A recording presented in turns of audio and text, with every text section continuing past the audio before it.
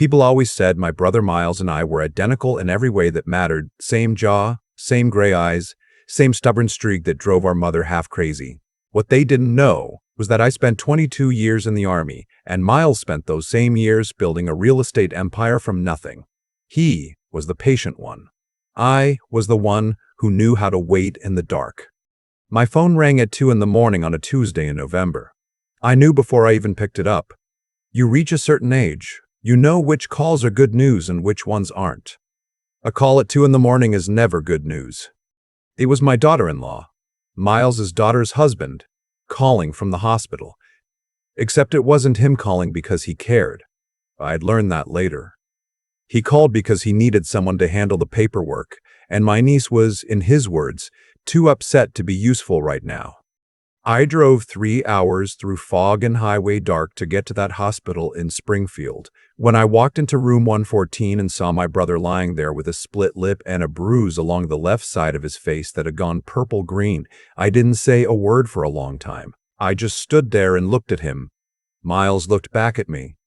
He'd always been the one who talked first. Not this time. "Who did this to you?" I asked. He looked at the door, then back at me. That was all the answer I needed. My brother had built everything from scratch. Started with one duplex in 1987, reinvested every dollar, lived on sandwiches and black coffee for a decade while other men his age were buying boats. By the time he was 63, he owned 14 commercial properties across 3 states and had a house in Connecticut that sat on 2 acres of maple trees. He never bragged about it. That was Miles. Quiet, steady, proud in the old way. His daughter, my niece, had married a man named Reed about 4 years before all this happened. I'd been at the wedding. I remember watching Reed at the reception, the way he worked the room, shaking hands with Miles's business partners, laughing just a half second too late at every joke. I remember thinking, this man is always performing. I filed that away and said nothing because it wasn't my place. And my niece looked happy. And you hope you're wrong about people. I wasn't wrong about Reed. After the wedding, Reed moved into Miles's house. That was the first thing. Miles offered, because the newlyweds were getting started and the house was big and Miles was generous to a fault. Reed accepted, and then, slowly, so slowly you almost didn't notice, he started behaving like the house was his. By the time I got that call, Miles had been living as a guest in his own home for the better part of 2 years. Reed had taken over the finances again. Miles had allowed it, because Miles trusted family and because his eyesight had gotten bad enough that the paperwork was becoming a headache. Reed managed the household accounts. Reed paid the bills. Reed also, as I found out in that hospital room, had been withholding Miles's blood pressure medication for 3 days whenever my brother didn't cooperate with whatever Reed wanted signed. 3 days without his blood pressure medication was why Miles was in that hospital. I asked the attending physician quietly in the hallway. She confirmed what Miles had told me. His levels were dangerously elevated. Had he come in 12 hours later, she said, we might have been talking about a stroke. I went back into the room. Miles had his eyes closed, but I knew he wasn't sleeping. How long? I asked. 8 months, he said, maybe more. Your daughter knows? He didn't answer, which was its own answer. I sat in the chair beside his bed and I thought for a very long time. I'm 67 years old. I have a bad left knee and I can't eat spicy food anymore without regretting it for 2 days. But I also spent 22 years in situations where the only way out was to outthink the other person. And I've never entirely lost the taste for it. Miles and I are identical twins.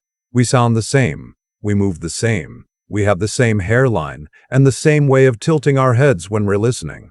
The last time anyone had successfully told us apart without prior knowledge, we were maybe 40 years old. Our own mother mixed us up at Christmas until the day she died. I asked Miles how long Reed expected him to be in the hospital. He told the nurse a week, Miles said. He said I probably need rest. Does Reed know I'm here? No. I told them not to call you. I didn't want you involved. I looked at my brother's face. The bruise, the split lip. The way he was holding himself careful and small, like a man who'd learned to take up less space. Too late, I said. We talked it through until 4 in the morning. Miles was reluctant at first. He kept saying it was his problem, he'd handle it. I told him he'd been handling it for 8 months, and this was where handling it had gotten him. Eventually he went quiet and listened. That was how I knew he'd run out of other options. The plan was simple, the way good plans usually are. I would go back to the house as Miles. I would take his place while he recovered. I would keep my eyes open, document what I found, and give Reed enough rope to finish the job himself. Miles would call the one attorney he trusted, a woman he'd worked with for 15 years in Hartford, and begin the process of untangling whatever Reed had gotten his hands into. The tricky part was my niece. She lived in the house too. She would recognize me immediately. Except she called me the following morning, before I'd even figured out how to approach it. She drove to the hospital alone, without Reed, and when she walked in and saw me sitting in the chair, she stopped in the doorway and her face crumbled in a way that told me she already knew more than I'd wanted to believe.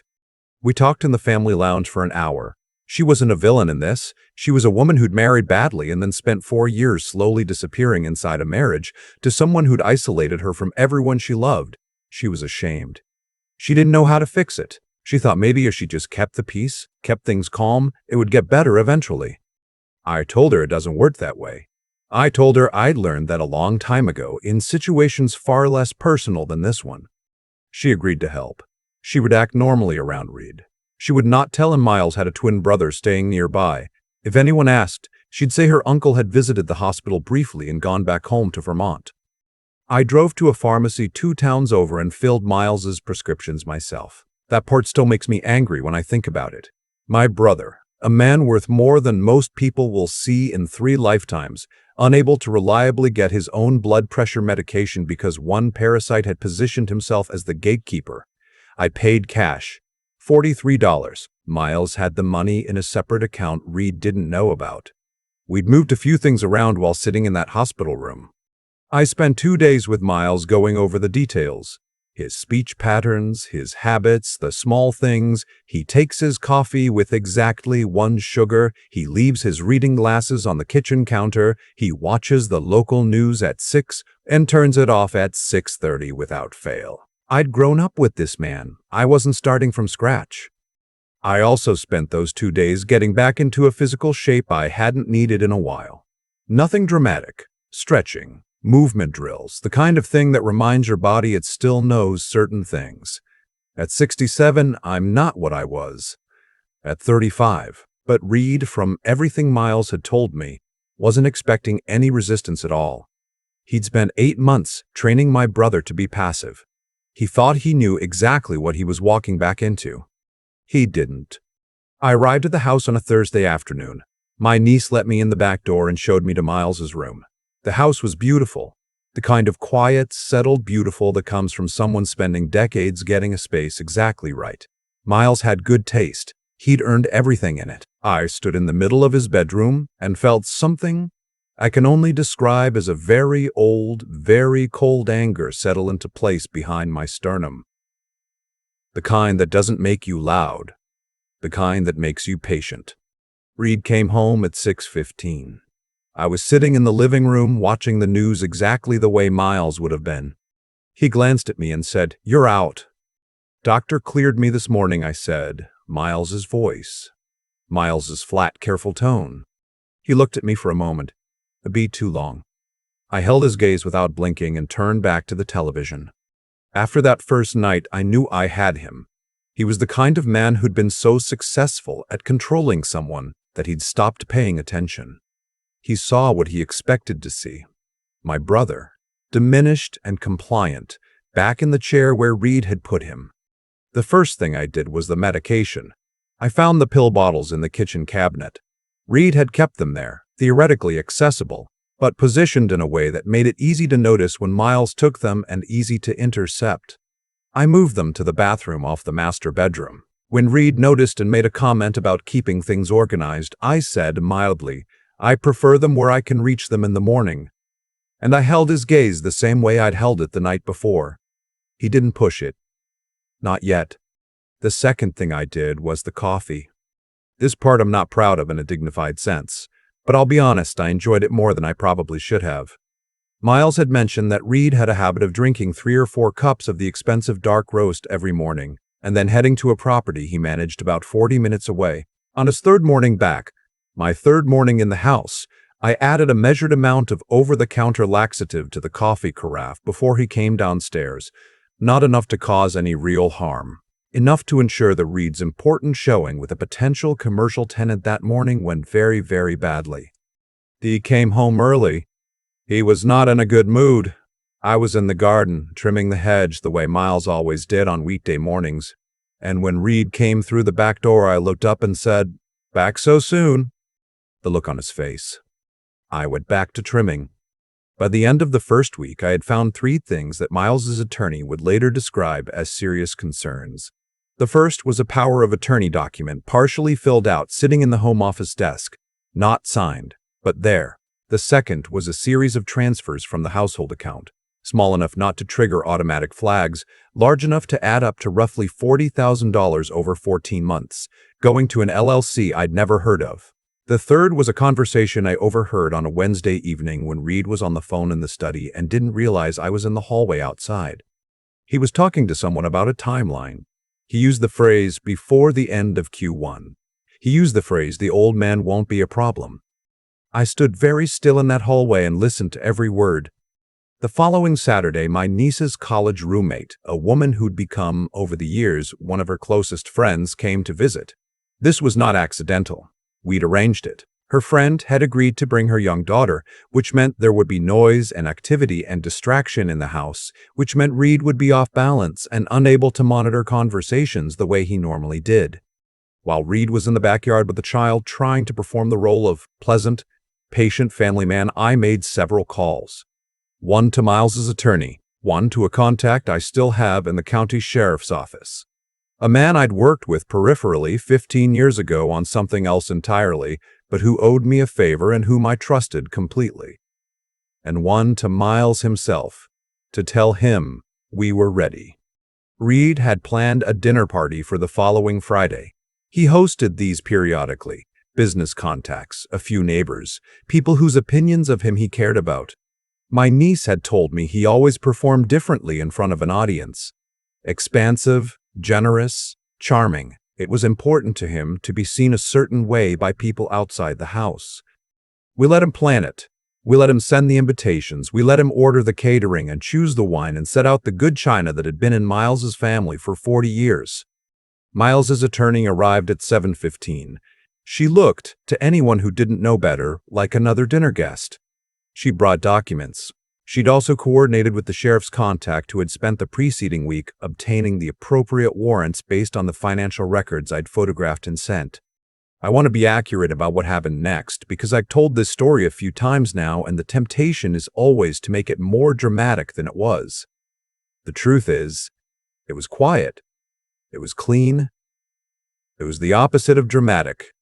Reed was standing at the head of the table in the middle of a story about a property deal when Miles walked in the front door. I was sitting at the other end of the table. The silence in that room was one of the most complete silences I've ever experienced, and I've been in some quiet places. Reed looked at Miles, then at me, then at Miles again. He was doing the math, and the math wasn't working. Miles walked to the table, sat down next to his attorney, and said, "Good evening, Reed."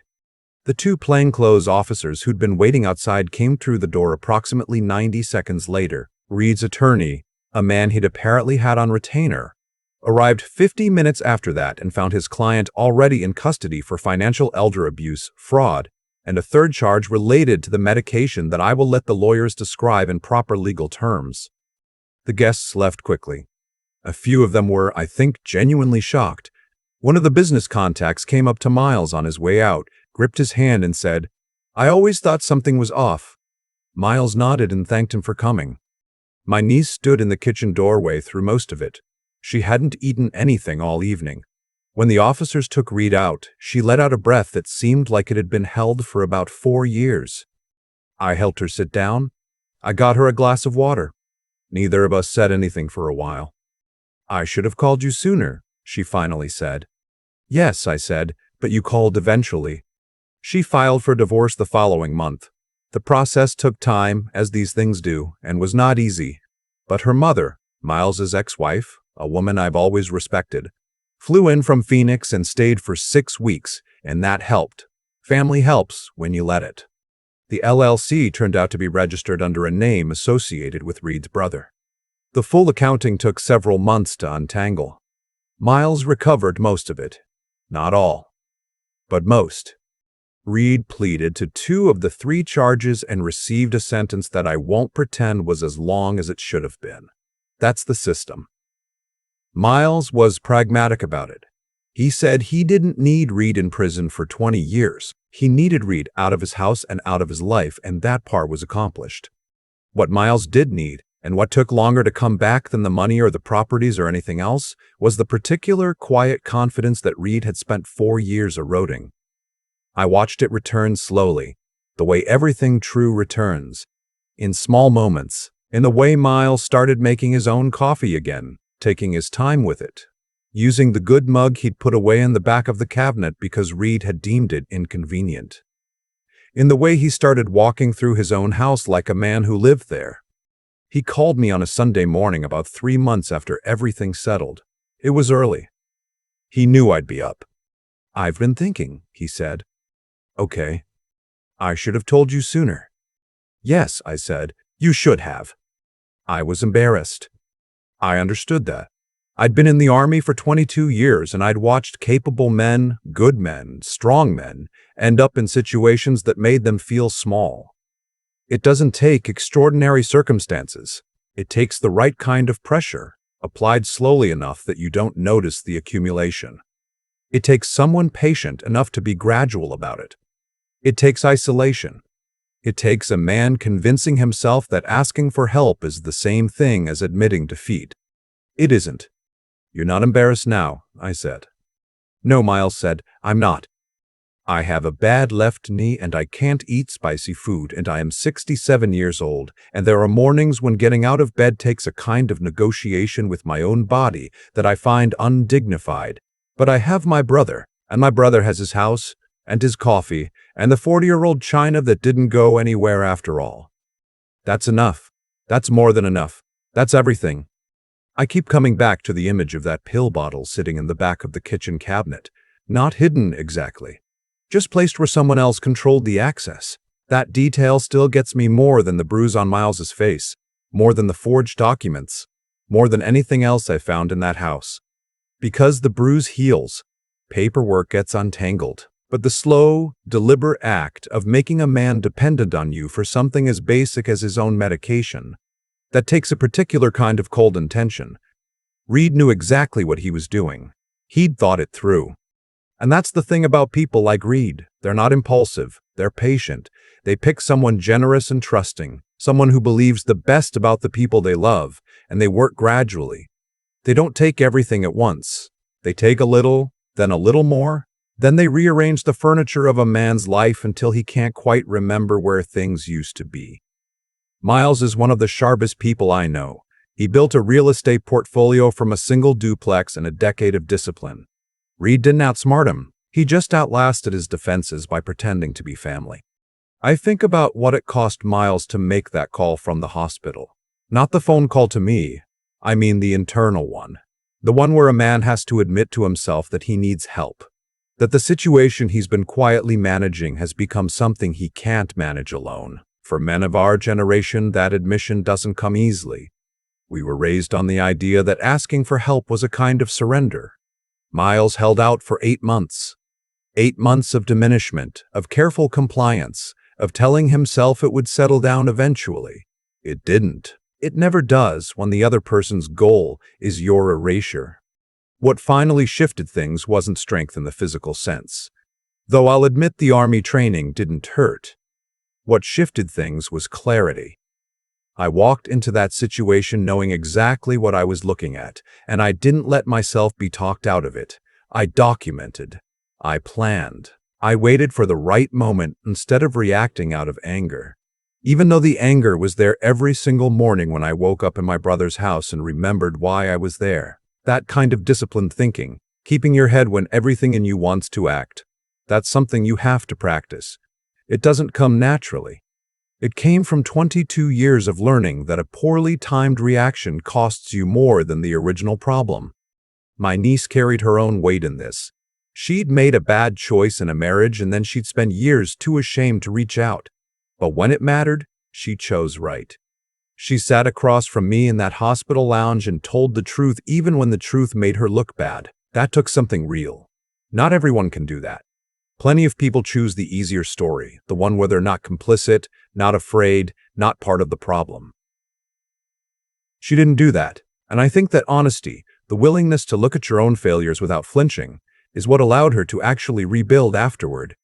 Reed will spend years dealing with the consequences of what he did. Not because the universe arranges itself for moral tidiness, but because the specific choices he made, fraud, manipulation, financial abuse of an elderly man, created specific outcomes that he now has to live inside. Actions accumulate.